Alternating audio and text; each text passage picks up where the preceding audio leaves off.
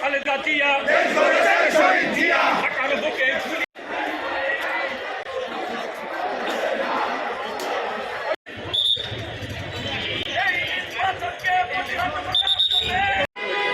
আমরা এর তীব্র নিন্দা জানাই।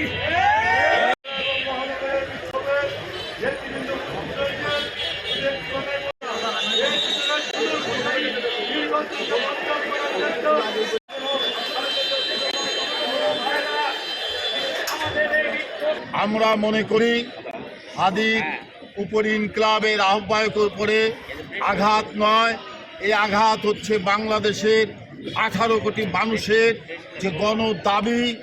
ইনকিলাব মঞ্চের আহ্বায়কের সুস্থতা কামনা করি এবং তার আশু রোগ মুক্তি কামনার পাশাপাশি তাকে যারা হত্যার সাথে জড়িত তাদের দৃষ্টান্তমূলক শাস্তির দাবি করি।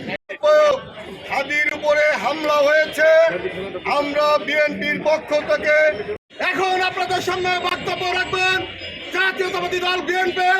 জাতীয়তাবাদী দলের সকল স্তরের নেতা কর্মীরা, বন্ধুরা আমার, গতকাল